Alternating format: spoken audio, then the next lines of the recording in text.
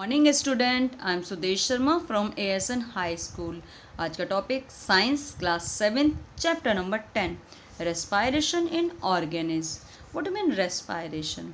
आपने सुना है रेस्पायरेशन किसे कहते हैं? चलो पहले बताइए ब्रीथ क्या होता है। ब्रीथिंग का ध्यान दिया है। जब आप बड़े तेज़ से दौड़ते हुए आते हैं, कहीं चलते हुए आते हैं तो बहुत तेज़ सांस लेने लगते हैं, तो हम कहते हैं अरे ये तो बहुत ज़्यादा ब्रीथ कर रहा है। ब्रीथ मीन सांस लेना, मतलब take in air, take in oxygen and take out carbon dioxide. This is called breathe. Breathe is a part of respiration. Respiration not a breathing कि सांस अंदर लिया और सांस छोड़ दिया. This is called this is called respiration. No, respiration is a broad process in which take in oxygen body के अंदर ली जाती है by the nose. Then break down of food, और food को break down किया जाता है and release energy, और energy release होती है. This is called respiration. Is it clear? Oxygen लेकर फूड का ब्रेक डाउन होना, टूटना और एनर्जी को रिलीज करना, दिस इज कॉल्ड रेस्पायरेशन. हमें रेस्पायरेशन की नीड होती क्यों है? बिकॉज ऑफ हमें पता है हमारी बॉडी में जो सारी वर्किंग हो रही है, जैसे कि हम ईट करते हैं, हम ब्रीथ करते हैं, एक्सक्रीट यानी बॉडी से वेस्ट मटेरियल को बाहर निकालते हैं, सारे ट्रांसपोर्ट के सारे जो प्रोसेस हैं एटलीस्ट हमारी एक एक सेल में होते हैं. आपको पता है हमारी पूरी बॉडी छोटी छोटी सेल से मिलके बनी हुई थी, सभी को पता है. We are multi cellular.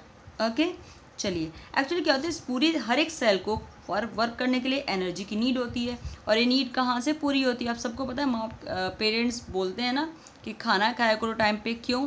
Because food has stored energy. वो एनर्जी हमें यूज़ करनी होती है, कहाँ स्टोर होती है? फूड के अंदर. यस, और रेस्पायरेशन के टाइम पर या ड्यूरिंग रेस्पायरेशन हम उसी एनर्जी का यूज़ करते हैं. उसी एनर्जी का हम यूज़ करते हैं. कैसे? Actually the process of break down of food का ब्रेक डाउन होना एंड रिलीज एनर्जी, और एनर्जी का रिलीज होना, दिस इज कॉल्ड रेस्पायरेशन. ये रेस्पायरेशन अगर हर एक सेल की बात की जाए तो इसे कहते हैं सेलुलर रेस्पायरेशन, और हर एक लिविंग बीइंग्स रेस्पायरेशन करता है.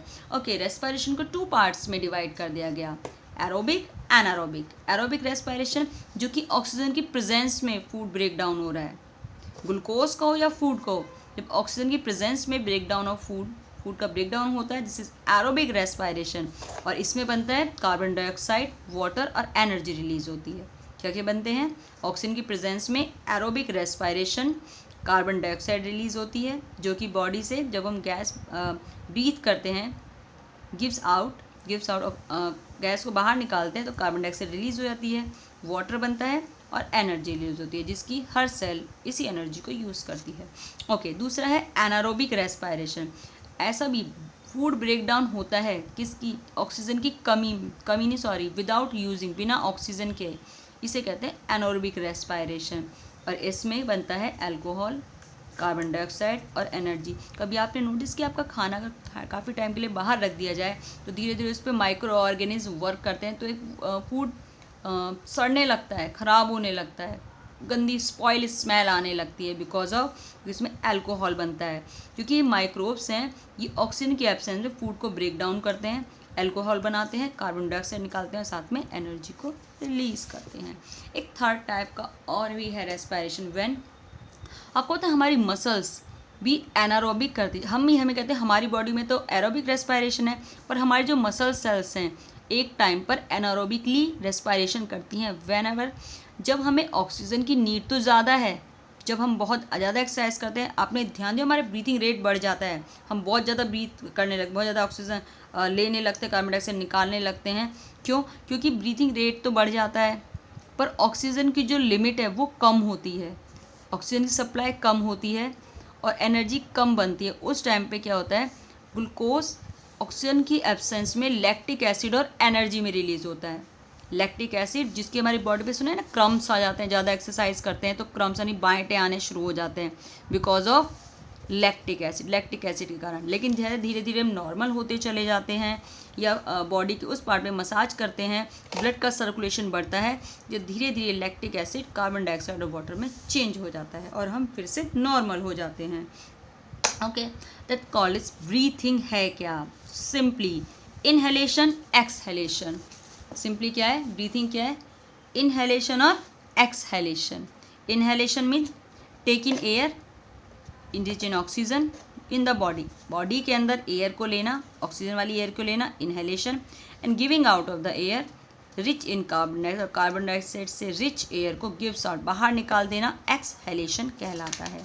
और एक इनहेलेशन और एक एक्सहेलेशन को मिला के बनती है one breath. Yes, and a person breath in a minute, और एक मिनट में एक पर्सन जितना ब्रीथ करता है उसे कहते हैं उसका ब्रीथिंग रेट। कभी ध्यान देना, जब डॉक्टर्स नहीं होते अपनी वॉच को रखते हैं, फिर आपका स्टेथोस्कोप से आपकी ब्रीथिंग रेट को नापते हैं, तो वो यही मेज़र करते हैं कि एक मिनट में वो पर्सन कितनी बार ब्रीथ कर रहा है। Okay, that's it. चलिए भाई आगे चलते हैं। हाउ डू वी ब्रीथ, हम ब्रीथ कैसे करते हैं, हमें सबको पता है हम सांस कैसे लेते हैं, बिकॉज ऑफ सबसे पहले नोज़ के थ्रू सांस लेते हैं, हमें पता है ना। हमारे नोज़ पार्ट के दोनों साइड एक छोटे छोटे पोर्स होते हैं, छिद्र होते हैं, जिसके थ्रू एयर हमारी बॉडी के अंदर नेज़ल कैविटी से होते हुए कहाँ पर आती है, लंग्स में आती है। ये तो आप सबको पता है। Yes, when we inhale air, जब हम इनहेल अंदर की साइड एयर लेते हैं तो सबसे पहले नोज़ से होते हुए नोज स्ट्रिल, नेज़ल कैविटी से होते हुए लंग्स में पहुंचती है। और लंग्स कहाँ पर प्रेजेंट होता है, हमारी चेस्ट कैविटी, सुना है ना आपने, पसलियों के चेस्ट कैविटी के अंदर रहते हैं। और ये इस चेस्ट कैविटी रहती है एक साइड से घिरी हुई, किसे, डायफ्राम से। Yes, this is the chest cavity. ये क्या, हमारे रिब्स, पसलियाँ जिन्हें बोलते हैं, रिब्स है ना, रिब केस के अंदर लंग्स सुरक्षित रहते हैं, उसके नीचे एक मस्कुलर शीट लगी होती है जिसे कहते हैं डायफ्रागम। ब्रीथ के टाइम रिब केज और डायफ्रागम दोनों के मूवमेंट्स होते हैं। कैसे, whenever we inhale of air, जब हम एयर को अंदर लेते हैं उस टाइम पर रिब केज, आप नोटिस भी करते होंगे, जब हम सांस लेते हो तो हमारे जो पसलियाँ हैं, जो रिब केज है, आगे की ओर मूवमेंट करता है। यस, आप खुद ऑब्जर्व भी कर सकते हैं इसे। ओके, उस टाइम पर रिब केज ऊपर की ओर मूव करता है और डायफ्रागम इस टाइप में नीचे की मूव करता है, इस टाइप से नीचे की रह जाता है, और यहाँ पर चेस्ट कैविटी बढ़ जाती है और एयर नोज स्ट्रिल से आते हुए लंग्स में भर जाती है। आपको पता है लंग्स क्या मस्कुलर ऑर्गन है, अपने साइज को एक्सपेंड भी कर सकता है और सिकुड़ भी सकता है। चलिए नेक्स्ट चलते हैं। उसके बाद क्या होता है, फिर ऑक्सीजन बॉडी के हर पार्ट को पहुंचा दी जाती है और कार्बन डाइऑक्साइड फिर से लंग्स में फिल हो जाती है। उस टाइम पर डायफ्रागम अपनी नॉर्मल साइज में आता है और रिब केज नीचे की ओर मूव करते हैं, जिससे हमारे लंग्स पे दबाव पड़ता है और धीरे धीरे जो कार्बन डाइऑक्साइड वाली एयर है वो नोज स्ट्रिल से बॉडी से बाहर निकाल दी जाती है। Okay, good. नेक्स्ट है, इसमें बॉडी से बाहर निकाल दिया था। इसमें छोटे एग्जाम्पल के थ्रू भी समझ सकते हैं, अगर आप चाहो तो कर सकते हो घर पे। इस टाइप से देखो, एक बॉटल लो, बॉटल की जो बॉटम है उसको निकालो, यहाँ पर एक रबड़ की शीट लगा लो या तो कोई बड़ा सा बलून जो एक साइड से बंद हो, इसके अंदर छोटे छोटे बलून लगाओ इन फ्लेम, बिना लगे हुए। छोटी सी कांच की या ग्लास की ट्यूब्स हैं, दोनों साइड से ओपन है, फ्री है, ऊपर से भी है, दोनों साइड से। तो छोटे छोटे बलून लगाए, इनफ्लेमेबल, मतलब कि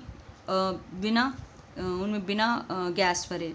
उसके नीचे इस टाइप से रबड़ शीट लगाओ। जब रबड़ शीट को नीचे के ऊपर के पहले टाइट करो, रबड़ शीट को जब खींचें तो बलून फूल जाते हैं। मीन ये जो पाइप है यहाँ से ऑक्सीजन अंदर आ गई और बलून फूल जाते हैं। सेम ऐसे डायफ्राम जैसे नीचे अगर मूवमेंट करता है ना, जब अंदर की मूवमेंट करता है तो इन बलून्स पे फर्क पड़ता है और इनकी जो गैसेज है वो पाइप से बाहर निकाल दी जाती है। ओके, बस आज के लिए इतना ही। नेक्स्ट टॉपिक नेक्स्ट वीडियो में क्लियर करेंगे। आई श्योर कि आप सबको अच्छे से समझ आएगा। Have a nice day.